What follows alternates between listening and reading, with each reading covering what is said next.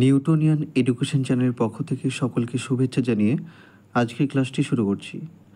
আজকে আলোচনা করব 2024 সালে আয়োজিত ফুড এসআই এক্সাম থেকে কিছু বাছাই করা স্ট্যাটিক জিকে নিয়ে হাজির হলাম। তো শুরু করা যাক আজকের ভিডিওটি। প্রথম কোশ্চেন হলো, এপিগ্রাফি হলো অপশান এ শিলালিপি অধ্যয়ন, অপশান বি গ্রাফিক্যাল মানচিত্র, অপশান সি মহাকাব্যের শনাক্তকরণ, অপশান ডি মহাকাব্যের অধ্যয়ন। তো এটার সঠিক অ্যান্সার হয়ে যাবে অপশান এ শিলালিপির অধ্যয়ন। মানে এপিগ্রাফি হচ্ছে স্টাডি অফ ইনস্ক্রিপশন, মানে শিলালিপির অধ্যয়ন। ওকে, তাহলে এটার সঠিক অ্যান্সার হয়ে যাবে অপশান এ।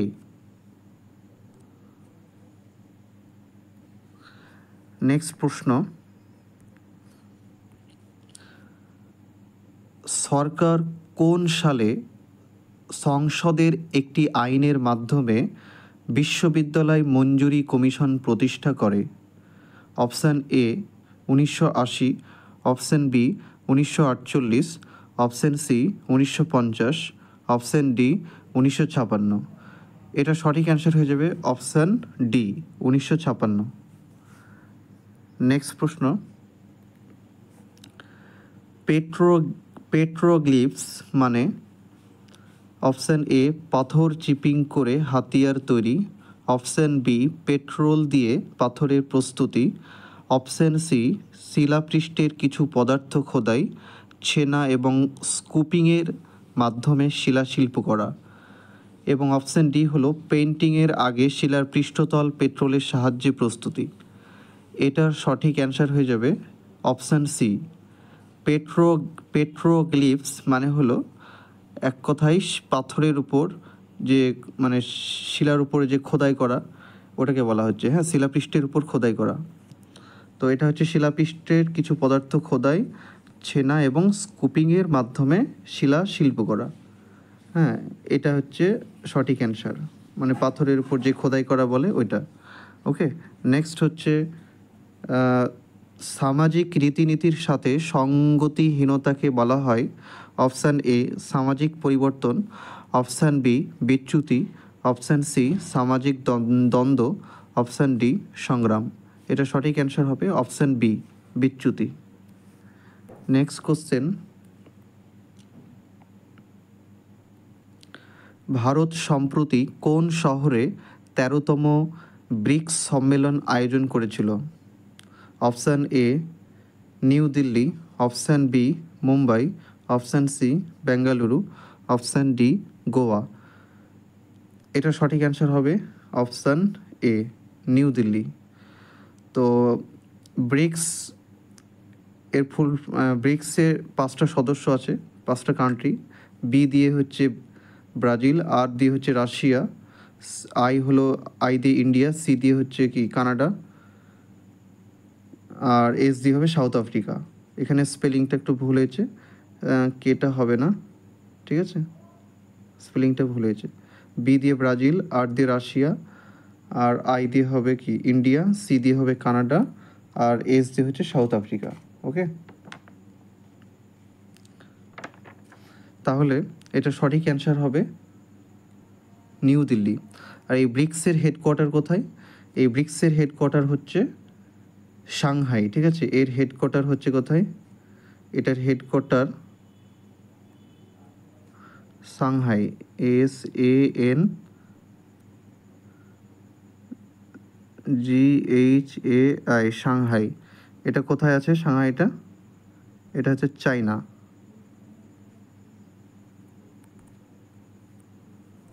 চায়নাতে, ঠিক আছে। আর এই ব্রিক্সটা কবে প্রতিষ্ঠা হয়েছিল? এটা এস্টাবলিশড হয় কত সালে? এটা এস্টাবলিশড হয় 2009 সালে। এটা এস্টাবলিশড হয় 2009 সালে, ঠিক আছে। এটা এস্টাবলিশড হয় 2009 সালে। এটা হচ্ছে এটা 2009 9 সালে এস্টাবলিশড হয়। Next question,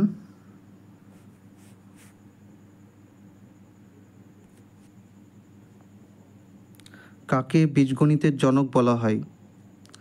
option A Al Khwarizmi, option B Aryabhata, option C Ramanujan, option D Pythagoras.